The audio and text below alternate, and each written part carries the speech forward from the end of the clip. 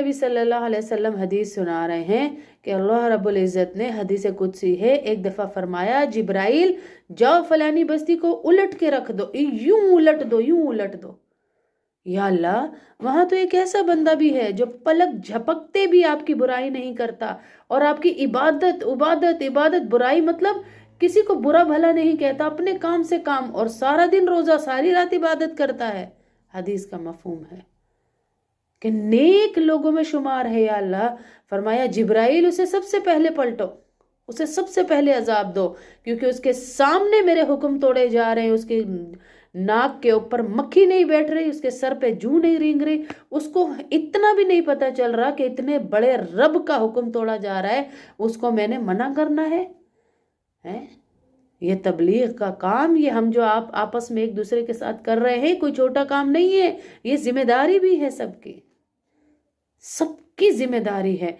किसी के सामने भाई हम नहीं बोलते जो मर्जी किसी की करता रहे, आजकल जमाना नहीं है। जमाना है या नहीं, अल्लाह वही है और अल्लाह का हुक्म भी वही है। हाँ, हमें कहीं बुराई नजर आ रही है तो हम उसे रोकेंगे, उसे रोकेंगे।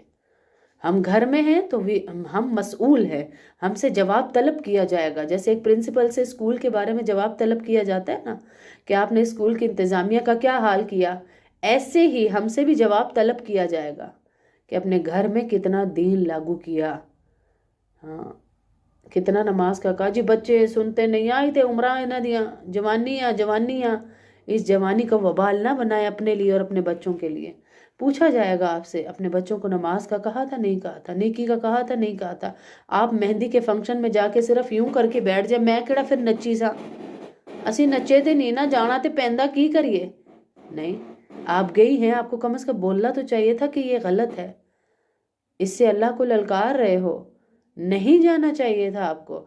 लेकिन जहां पर रिश्तेदारी टूटने का खतरा हो ना, वहां चले जाए। मेरी सगी भतीजी की शादी थी और ऊपर नीचे हमारा घर था, उसकी दोस्त मेहंदी लेके आई थी, मैं नहीं गई।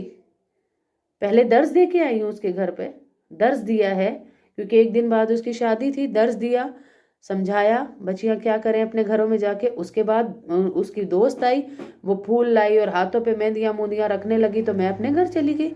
उन्होंने बुरा भी नहीं माना, उन्होंने फिर उसे मना किया कि नहीं ये ना करो, ये ना करो। तो हम भी कर सकते हैं, कर सकते हैं हम, लेकिन हम करते नहीं हैं।